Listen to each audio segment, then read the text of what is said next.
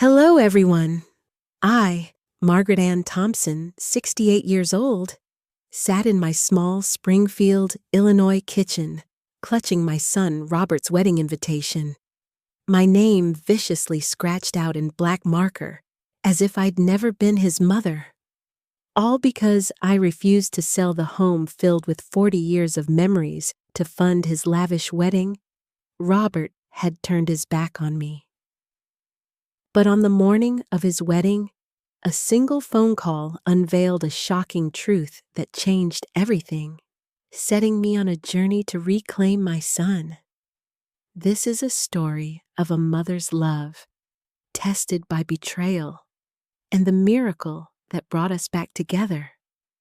If this story touches your heart, please leave a comment sharing where you're reading from. Don't forget to subscribe for more heartfelt stories. Let's dive in.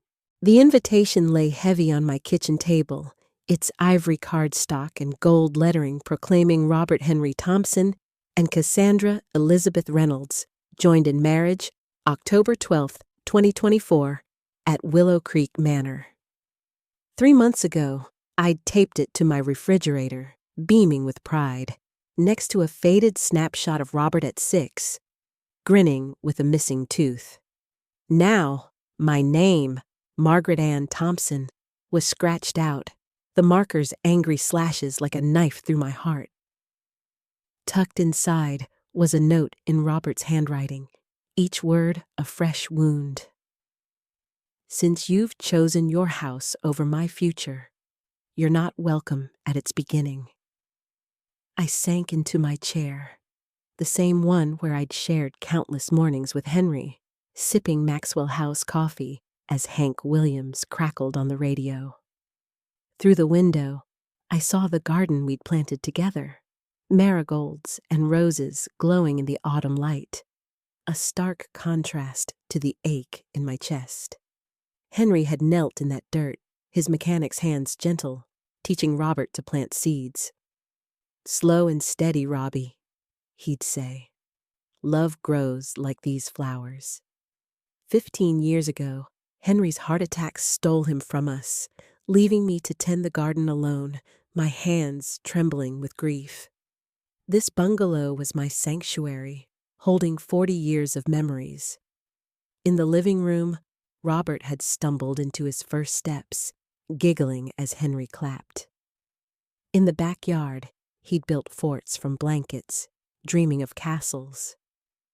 After Henry's death, I'd worked grueling double shifts at Springfield Memorial Hospital, my nurse's shoes worn to nothing, to fund Robert's master's degree in architecture. His graduation photo hung in the hallway, me in a lilac dress, him in his cap and gown, our smiles bright with hope. When had that boy, who'd kissed my cheek and called me his hero, become a man who could banish his mother? Robert's change was a slow poison. His firm, Thompson Designs, soared, and he began moving in glittering circles, country clubs, charity balls, people who spoke of summer homes and private jets. His visits to Elmwood Street dwindled, his calls clipped. 3 years ago, at 35, he met Cassandra Reynolds, 31, at a Springfield gala. She was a vision, blonde hair in a flawless updo, her voice smooth as the pearls around her neck. A consultant for luxury brands, she dazzled Robert, but her cool gaze made me feel small, like a faded photograph in her sleek world. When they announced their engagement in my living room, her diamond ring sparkled like a spotlight. "It's beautiful," I said, meaning their love, but Cassandra's pursed lips hinted at disappointment. The breaking point came 6 months ago at Le Chateau, a restaurant so opulent I felt like an intruder in my best church dress. Over champagne I'd never taste again, they unveiled their plan. A 350-guest wedding at Willow Creek, a Hawaiian honeymoon, and a Chicago penthouse. Cassandra's manicured hand gripped mine, her smile too perfect. Your house is worth $550,000, Margaret, she said. Sell it, move to Sunset Meadows, and you'd give Robert the life he's earned. My heart stopped. This house wasn't just walls. It was Henry's laughter, Robert's first words, the neighbors who'd carried me through grief. Dorothy Wilson, who'd brought me meatloaf after Henry's funeral. Mr. Carter, who shoveled my walk every winter. This is where I raised Robert, I said, my voice trembling. It's my home. Robert's eyes turned to stone. You're selfish, Mom. You're chaining me to your past. Cassandra leaned in, her voice sharp. If you loved Robert, you'd sacrifice for his happiness. Robert stood, his chair scraping the floor. Sell the house, or stay out of our lives. They left me with a $250 bill and a heart shattered like glass. I tried to reach him, voicemails, letters, a tearful visit to his office. He never answered. Then came the invitation, my name violently erased, as if I'd never held him through nightmares or cheered at his Little League games. That evening, I sat on my porch swing, the one Henry built for our 10th anniversary, its creak a lullaby of memory.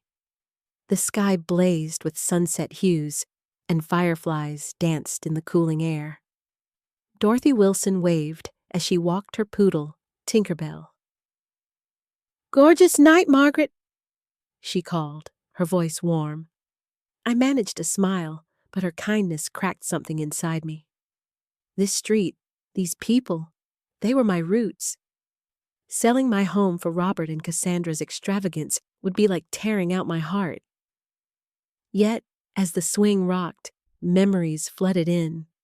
Robert at 4, pressing dandelions into my hands, calling them magic flowers.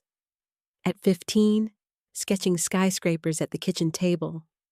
At 22, sobbing in my arms when his first love broke his heart.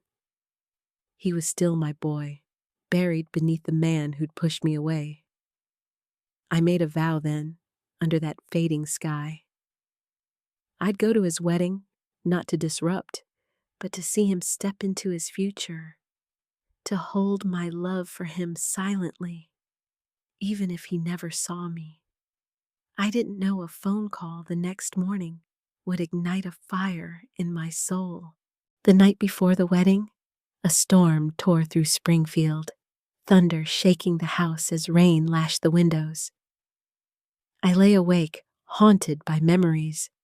Robert's first Christmas, his high school graduation, the way he'd clung to me at Henry's funeral, whispering, "I'll make you proud, Mom." By dawn, the storm had cleared, the air sharp with promise. I dressed in a navy dress I'd worn to Robert's college graduation, pairing it with pearls borrowed from Evelyn Carter, my dearest friend, and a retired ER nurse who'd held my hand through Henry's loss. At 8:30, Evelyn's Buick rolled into my driveway. I grabbed my purse and a gift for Robert, a silver compass, an heirloom from Henry's grandfather, its tiny engraving a map to guide the way. I tucked it into a card. May you always find your way home. Love, Mom. My plan was to slip into Willow Creek's back row, unseen, and leave the gift with a staffer, a quiet offering of love. As I reached the door, the phone rang, its jarring tone slicing the silence. A mother's instinct, sharp and unyielding, made me answer. Is this Margaret Thompson, Robert's mother? A woman asked, her voice quaking with urgency. Yes, I said, my grip tightening. Who's this? I'm Laura Bennett, Cassandra's former roommate. You need to know the truth about your son's wedding. I signaled Evelyn to wait and sank into a chair, my heart pounding. Tell me. Laura's words poured out like a flood. Cassandra's been engaged 4 times in 8 years, always to men whose parents have assets, houses, savings, land. She manipulates families into selling property for lavish weddings, then ditches the engagement after pocketing money and gifts. She's in debt, fired for fraud, owing $300,000 from gambling and luxury shopping. She's targeting Robert's income and your house. My breath caught, the room spinning. She's a con artist? She's a predator, Laura said. She did it to Stephen, whose parents sold their lake house, and David, whose mother lost her savings. Last night she called me drunk, laughing about breaking you and Robert apart. She said, "That old widow will die alone, and I'll be living in her house." Rage and grief surged, my hands trembling so violently I nearly dropped the phone. "Do you have proof?" "Robert won't believe me without it." "Screenshots, contracts, photos, and a recording of her call," Laura said. "I sent them to your nursing school alumni email." "Why Robert?" I whispered, tears burning my eyes. "She picks men who are successful, isolated, craving approval. Robert was perfect, driven, distant from you after your husband's death, eager to prove himself. After Henry died, Robert had thrown himself into work, his world shrinking. I'd felt the gap widen, but blamed myself. "Send the evidence now," I said, my voice steel. "Done," Laura replied. I hung up, my heart a storm of fury and resolve. Evelyn and I opened Laura's email on my ancient Dell. Texts plotting to sell my house, bank records of Cassandra's debts, and the recording of her voice, venomous and mocking. "Robert's so desperate to please me, he'll do anything. His mom's just a sad old woman I'll bury." "We have to stop this wedding," Evelyn said, her eyes blazing. "Robert's blocked me," I said, printing the evidence, my hands steady now. "But Kevin, his best man, might help." I left Kevin a voicemail, my voice fierce with purpose. With the ceremony hours away, I turned to Evelyn. "We're going to Willow Creek. We're saving my son." The drive to Willow Creek was a blur. Springfield's familiar streets, past the diner where Henry and I shared cherry pie, past the church where Robert was baptized, fading into a haze of determination. Evelyn gripped the wheel, her silver hair glinting in the sunlight. "You're his mother, Margaret," she said. "No one fights harder than a mother." I clutched the printed evidence, Robert's note burning in my mind. "You're not welcome." But I wasn't just fighting for him. I was fighting for the boy who'd promised, at Henry's grave, to carry his father's heart. I was fighting for every sleepless night I'd worked to give him a future, every tear I'd shed when he pulled away.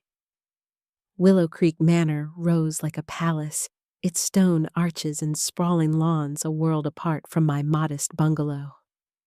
Security guards flanked the entrance, checking invitations with stern faces. "We'll never get in," I said, despair creeping in. Evelyn's eyes sparked with defiance. "Watch me." She parked near a service entrance, where caterers hustled with trays of crystal glasses.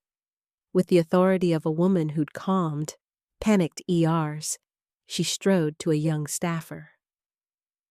"We're here for the groom's suite. Miss Reynolds sent us. Urgent family matter." The staffer hesitated, then pointed. "Second floor, east wing. Move fast. They're heading to the ceremony." We slipped inside, weaving through a whirlwind of staff, floral arrangements, and the scent of roses and wealth. My navy dress and pearls felt like armor, though my heart pounded with every step. This wasn't about belonging. It was about saving my son from a lie that would destroy him. We found the groom's suite by the sound of laughter, a cruel contrast to the storm in my chest. I knocked, my pulse a drumbeat. Kevin, Robert's best friend since their UIUC days, opened the door, his face registering shock. "Mrs. Thompson? You shouldn't be here." I need Robert, I said, my voice unwavering. Now. It's bad timing, Kevin started, but Robert's voice cut through, sharp and cold. Who's at the door?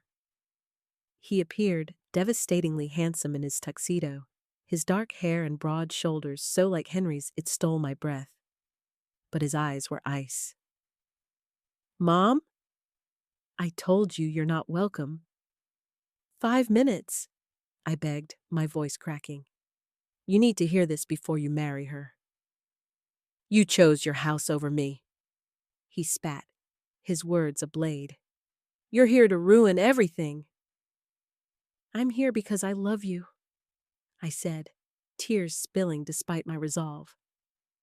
5 minutes, Robert, or I'll walk away forever. Please. Something in my voice, the raw, desperate love of a mother, made him falter. He stepped aside, jaw tight. 5 minutes. He led us to a small sitting room, the door closing with a heavy thud. The room was a cocoon, the wedding's chaos muted. Robert crossed his arms, his face a mask of anger.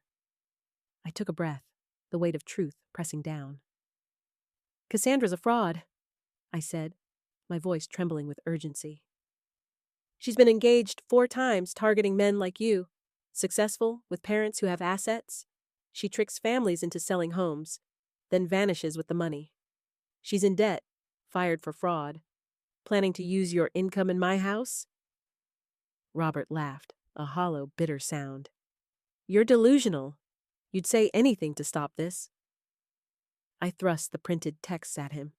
Messages from Cassandra plotting to sell my house, dated weeks after they met. Read these, I said. His hands shook as he took them, his eyes scanning the words. They could be fake, he muttered, but his voice wavered.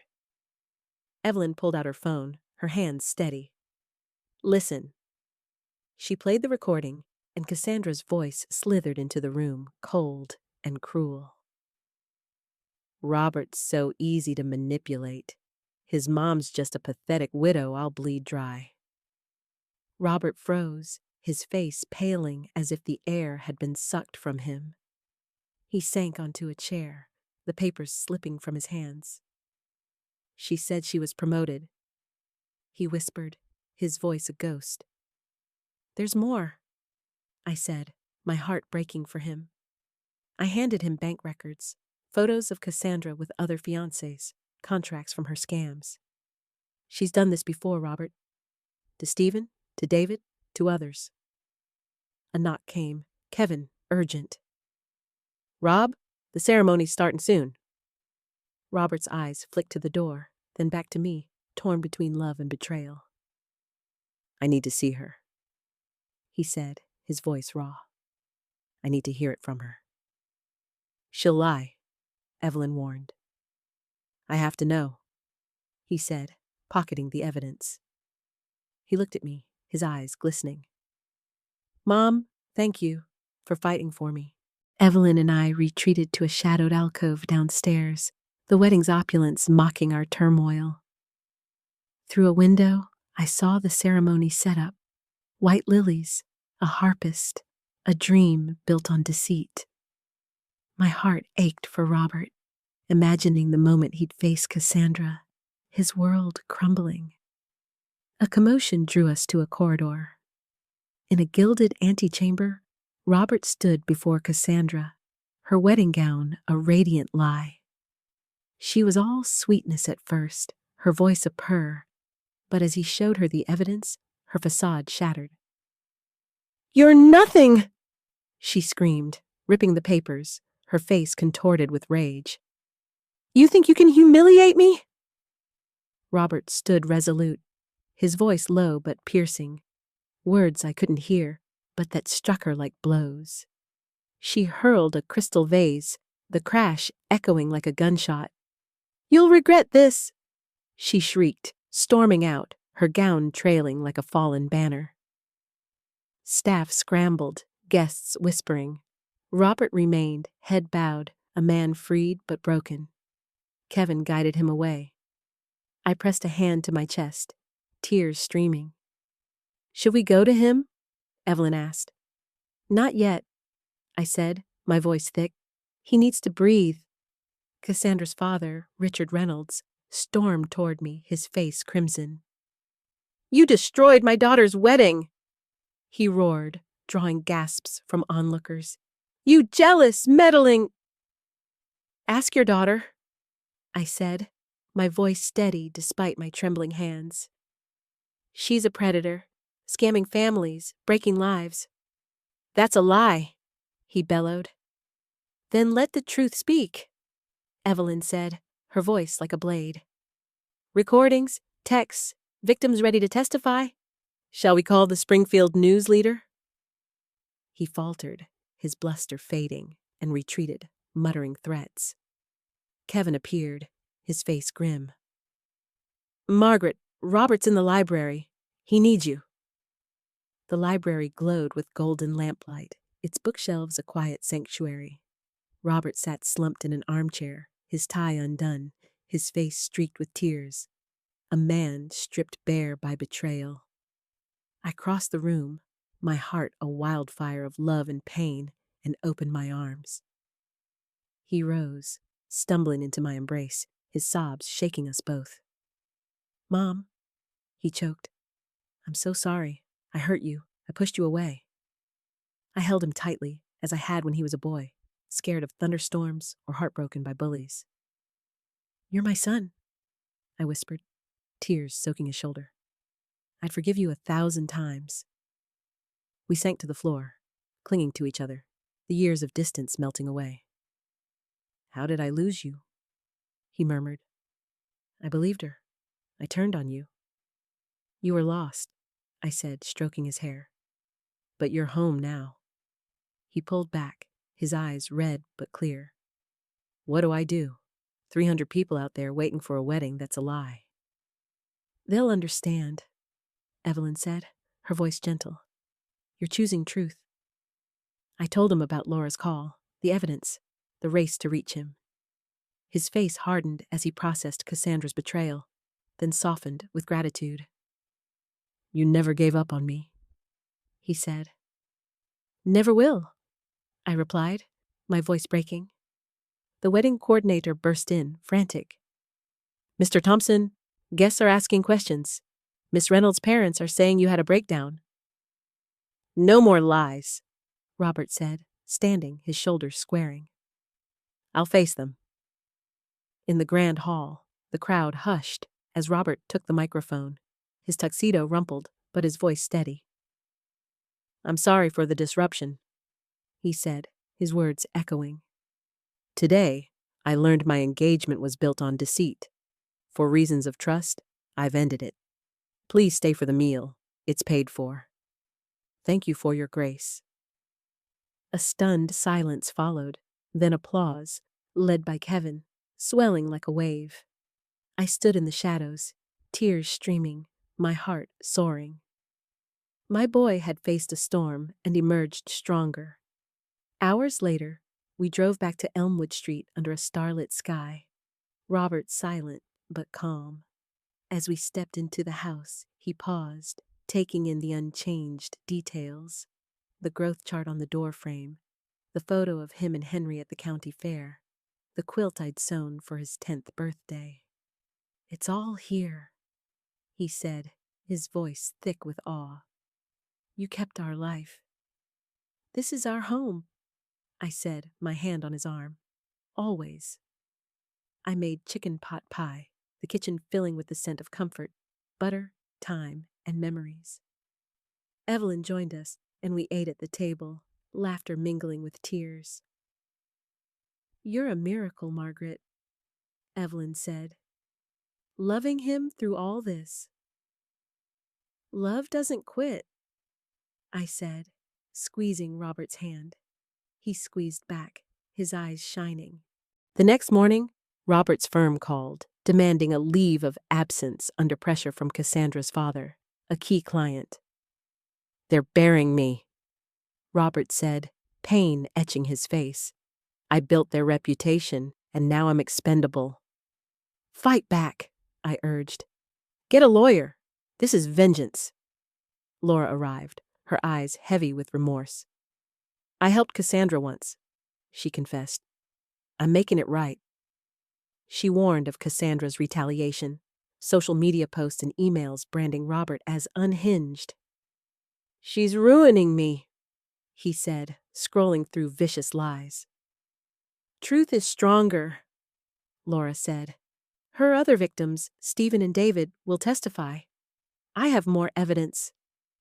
That night, our living room became a battleground. Kevin brought PR strategies, Evelyn brought chili, and Laura connected us with Stephen and David via Zoom.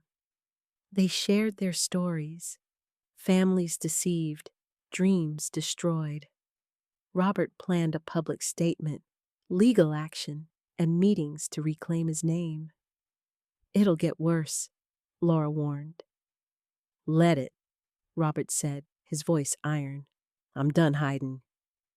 6 months later, spring bloomed on Elmwood Street, lilacs scenting the air. Robert had lost his job, Cassandra's campaign too toxic, but he'd found purpose designing affordable housing for Springfield's families. It's not what I planned, he told me, but it's who I am. Laura launched a fraud victims group, her courage a beacon. Cassandra, facing lawsuits and her father's firm under scrutiny, had vanished, her lies exposed.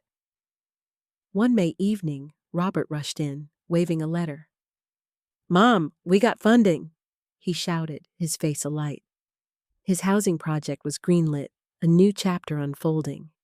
That weekend, our backyard burst with life. Laura, Stephen, David, Kevin, Evelyn, and Sarah, a warm architect sparking something new in Robert, gathered for a barbecue. The air hummed with laughter, the grill sizzling, Patsy Cline's voice drifting from my radio.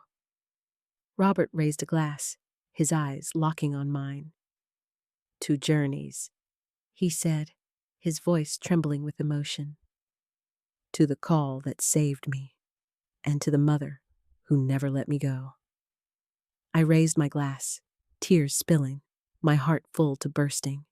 The crossed-out invitation was a faint scar, overshadowed by love that had endured, a home that had held, and a son who'd come back to me. I'm on my porch swing now, its creak a hymn of memory. Dorothy's poodle barks across the street, and Henry's roses are budding, defiant and bright. Life isn't perfect. Robert's still rebuilding, and I'm still healing from the wounds we carried. But every dawn, I wake to the scent of coffee and Robert's voice, calling Mom with a love I thought I'd lost forever. Thank you for listening. Don't forget to subscribe, and please share your story in the comments. I'd love to hear where you're watching from and what this story meant to you. Your voice matters, and I can't wait to connect with you all.